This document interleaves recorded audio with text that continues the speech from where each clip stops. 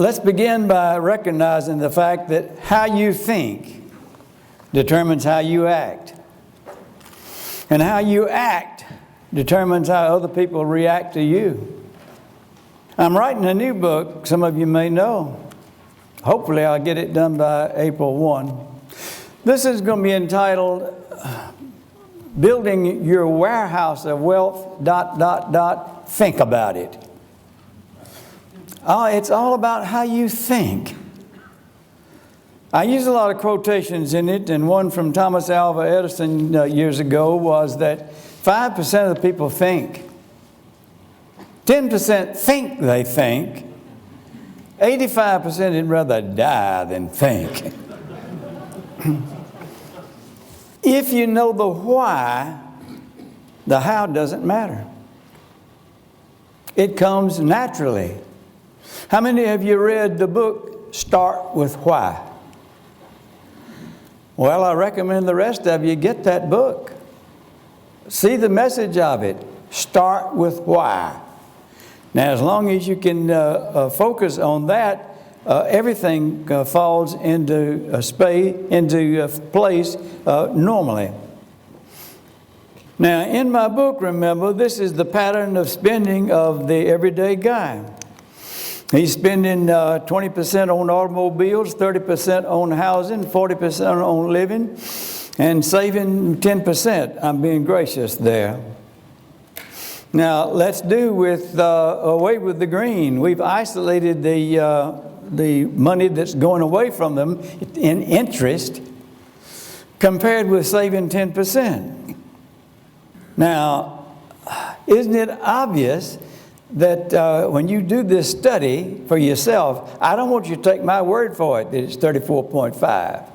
In fact, if you'll do your own study for it, there's the case of Bill Vincent in Fort Worth, or that area there. He did his own study after I did a seminar there last year, and he saw that I was wrong. It wasn't 34.5, it was 36.7.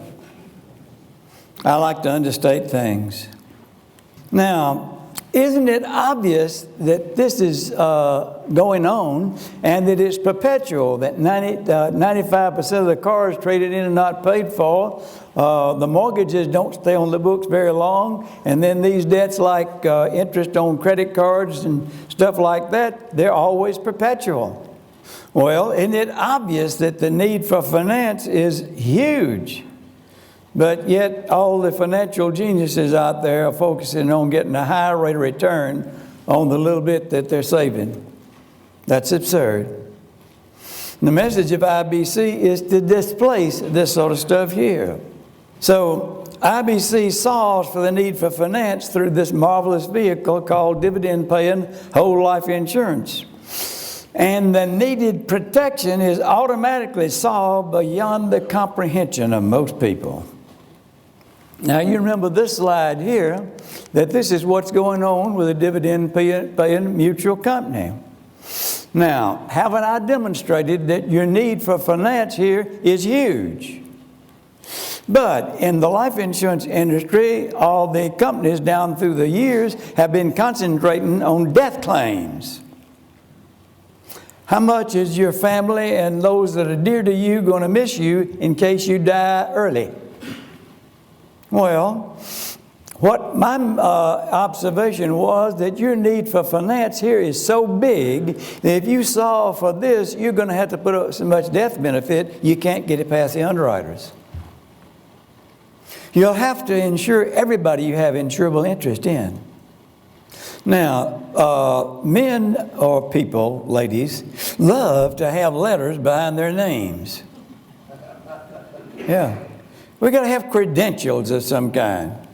And you know, you folks, that the credential first that came out in the life insurance business was CLU, Chartered Life Underwriter. Now, that was started by Dr. Hebner up in Pennsylvania. And the American College was established by him. And he was, everything that he talked about was based around this factor here, death claims. How much does the insurance should you buy to take care of those things of replacing income for your family and those that are near and dear to you. Well, you can't produce this without this activity going on. It's impossible. Tell me, why didn't Dr. Huebner see this? That this was the big factor here, wasn't it? Well, why didn't he think of it that way, please? Have you thought about that? It was the way he thinks. All right. See, how you think makes all the difference in the world. And remember, Earl Nightingale said in his great recording, The Strangest Secret, you become what you think about all day long. And for those who haven't heard me talk, some folks say that can't be true. If that were true, all men would become women. But it is true. I'm an aviator. 2nd, 3rd, and 4th grade, Athens, Georgia. I'm living across the road from the airport. I'm a kid. I'm watching airplanes. I knew that I had to become an aviator one day. Now, when you're messing with airplanes, folks, that costs a lot of money. We're not from money. When I was first born, my dad was a tenant farmer for his father in Madison County, Georgia. But look, folks, even without resources, if you think about something enough, if you have a goal, it'll happen. You don't know how, but it will happen. So be careful what you think about. It's going to happen. So why didn't Dr. Huebner say this, that this was better, was more necessary than this? And if you did this, you'd solve this completely and then some. Again, that's the way he looked at it. It was the way he thought. Well, everybody is built kind of that way. We are so dominated by what we've been exposed to, and it becomes a paradigm by which we live.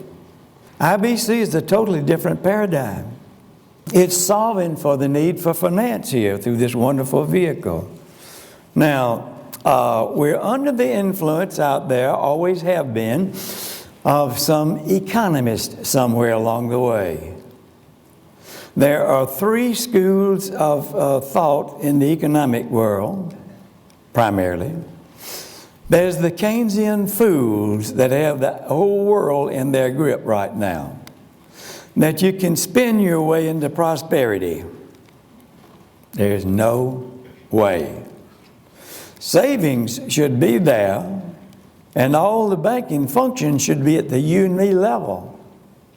Yes, but these folks have had this fantasy that if we hand out enough money, that will solve everybody's problem. It doesn't. But yet, that's the way the world thinks. Now, these folks have painted the world into the worst predicament of all time. But the tragedy is, most folks don't understand the predicament we're in. We've been living in a fool's paradise since World War II and can't get over it. It will come to an end. You know my admiration for Bill Bonner. He's written several books. And he says, we're not in a recession now. We're at the beginning of a deep, deep depression. He says the correction is equal and opposite to the buildup. We've been living in that fool's paradise since World War II. He says it'll take 19 years to correct the nonsense that's been going on. So there's some bad times out there in the future. But the solution to all this is getting the banking function out of the hands of bankers. You see, the other school of thought that has had a lot of influence is the Chicago school. Now, primarily that was Milton Friedman. He was given the credit of being a free market economist, but yes, he was a monetarist. You had to have a constant increase in the money supply, otherwise our economy would stifle and go broke, whatever. Got to have a constant increase in the money supply. He was wrong. Murray Rothbard proves that very plainly. Read all Murray's books, please. Now, our problem today in America is that fool that's up there, the head of our Federal Reserve. Those two people, Keynes and Milton Friedman, are his gods. And as a result, we have QE1 and QE2, and here comes QE3 and whatever. It won't work. Only the Austrians have it right. Now, that was Carl Menger way back there. There was Eugene Bomberwork. But the real brain that came along was Ludwig von Mises. Now, the Austrians' explanation of the business cycle is accurate. Central banks inflate the money supply big time. People think they have something, and they don't. It's all an illusion. Reality always sets in, and the reality becomes rather painful. Now, in this process, you see, all the emphasis about the money has been dictated by central banks. Well, if you think of the way that they think, you become one of them. And that's why I am so very proud of Carlos Lara and Bob Murphy in writing their book, How Privatized Banking Really Works. They see that life insurance companies cannot inflate the money supply. So, if you use dividend-paying whole life insurance as your repository of your wealth, that's the safest thing that we can do. Life insurance is nothing but contracts between people, like-minded people. A bunch of like-minded people get together to solve a financial matter. Now, I hear people in my seminars saying, well, what if the government does away with life insurance and so forth? Look, folks, go back in history and see the bad times. Let's look at the Great Depression. All those things out there that we fear from the federal government are functions of the IRS code. That abomination came about in 1913. Life insurance, like we're talking about, has been around for 200 years. Now, my Austrian friends are hooked on gold. They say, buy gold, buy gold, buy gold. That's your salvation. Well, I asked them, if I'm going to take your advice and buy gold, who am I going to buy it from? Don't I have to buy it from someone who already owns gold? Now, if I'm going to buy it from him, what does he want in exchange? He wants my worthless dollars. Well, look, if gold is so valuable and dollars are so worthless, why doesn't he just keep the gold? I haven't had a decent answer yet. Now, I also, in my portfolio of things that I display in seminars is April 1933, FDR confiscated gold. All right. He gave everybody 3 weeks to turn the money in, turn their gold in. All right. Now, Joe Kane tells a story about years ago in Giddens, Texas. This dentist he was using gold in his dental practice. He goes to the bank lockbox to get some gold for his dental practice, and there was no gold. There was Federal Reserve notes instead. And somehow or another, I don't think those Federal Reserve notes will cap a tooth worth a hoot.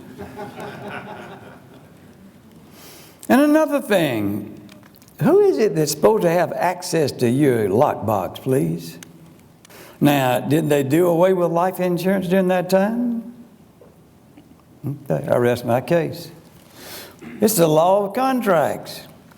Now, many of you know that Mary and I made a contract for God and everybody. It'll be 60 years come August.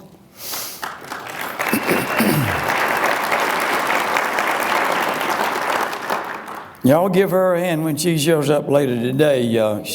She's the one who put up with me. Now, that is a contract we made. Life insurance is a contract between people. The law of contracts. Don't y'all mess with the contract between me and Mary, okay? We're going to have a war. All right? Don't mess with the law of contracts anywhere else. All right.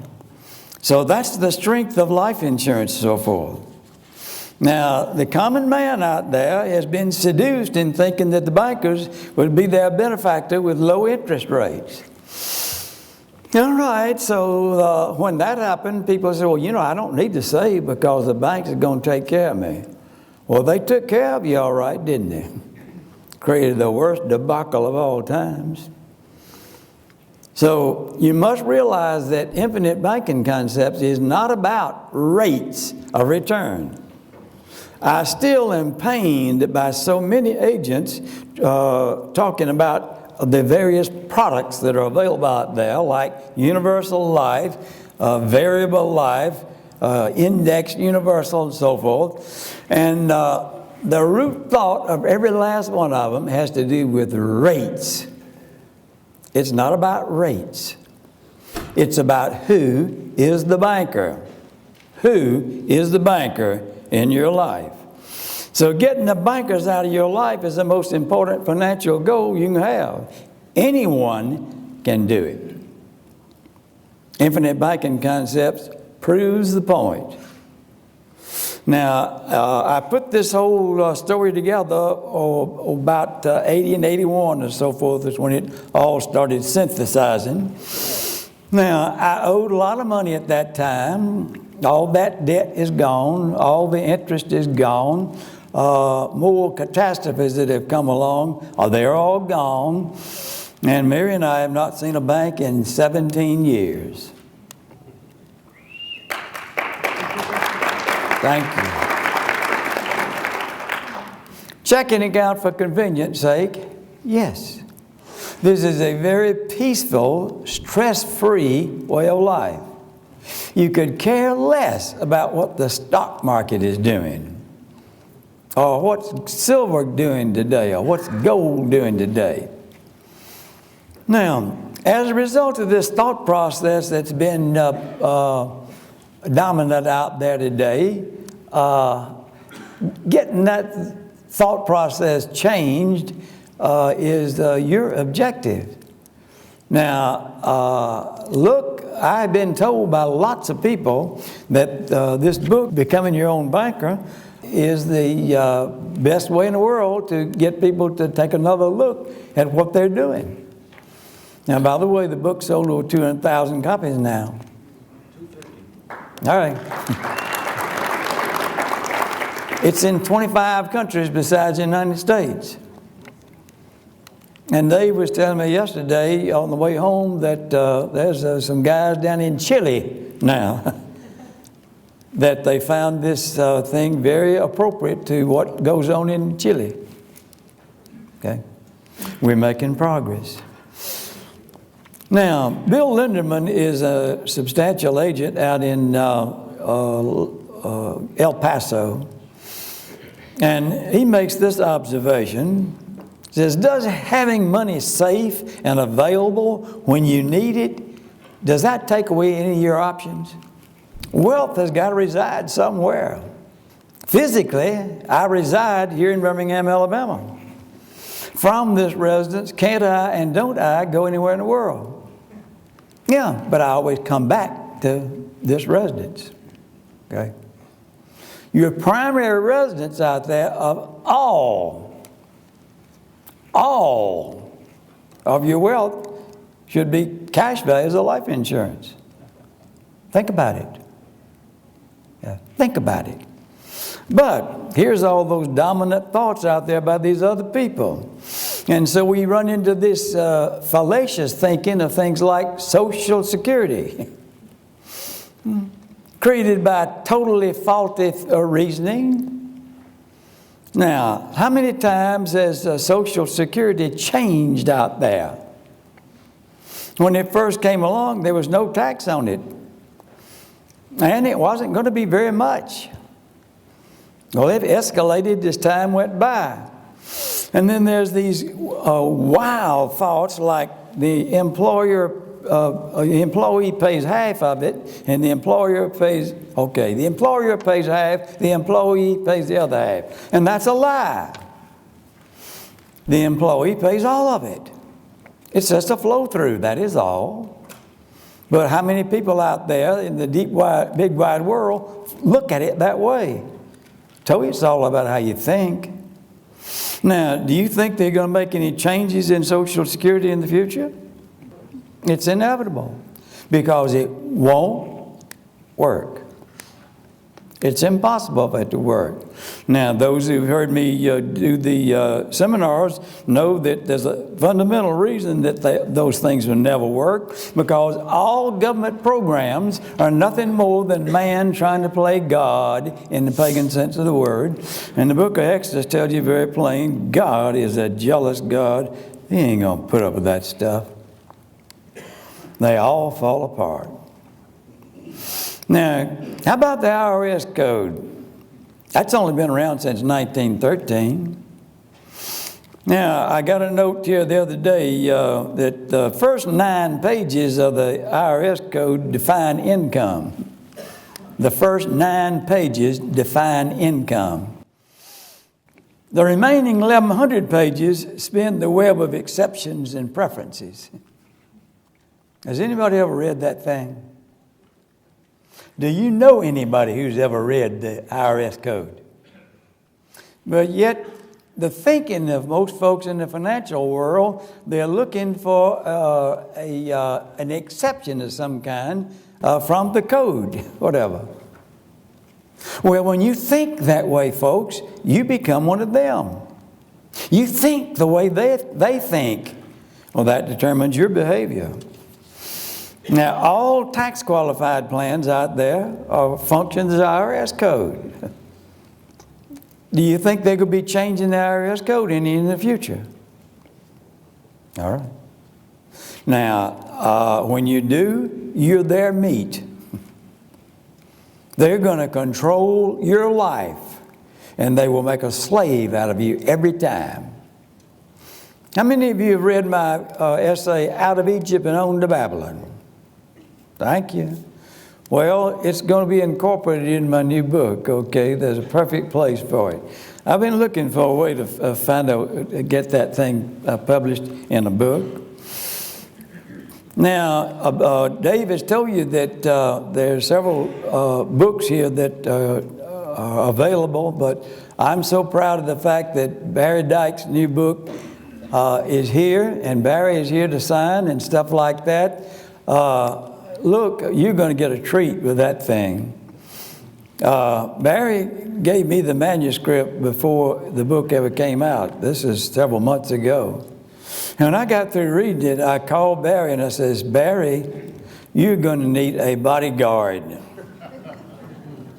And when I saw him a while ago, I says, I think we need to buy a policy on you. All right, it's Pirates of Manhattan 2, Highway to Serfdom. All right, now you end up with such thing as with the bankers running the show out there and letting government thoughts control your life, so you have high unemployment and such. And you've had people since World War II, they've all been conned into tax-qualified retirement plans. But what they haven't taken into consideration is that here comes the baby boomers. They're getting out there 2 years from now. The first baby boom will be 65. Now, we're talking about a generation of them there, about 20 years. Now, look, folks, 10 years from now, we're going to be right in the middle of the baby boomers. All right, huge population there. They've all been conned into being involved in a tax-qualified plan, but they also say the thing that you should be investing in is stocks and mutual funds. All right, now when you get to be 70 and a half, you got to sell. Who are you going to sell to? Think that one through. Who are you going to sell to? Coupled with the fact that Bill Bonner says 19 years of being in a bad condition financially, let's just think back. Let's say that you turned 70 and a half in 2008. Let's say you turned 70 and a half in 2008. All right, you got to sell at that time, right? Now, wasn't that a great time to sell your stocks and mutual funds? You haven't seen anything yet. Bill Bonner says 10 years from now, all hell is going to break loose. Now, what about a future planning for our children and our grandchildren and such, whatever? Putting confidence in the things that have been common out there nowadays, it's obvious that they're not working. Just this morning, I heard one more reiteration of the fact that student debts from college is greater than credit cards now. All right. Now, you can't default under that stuff. Well, it's painted the world into the dangest mess of all times.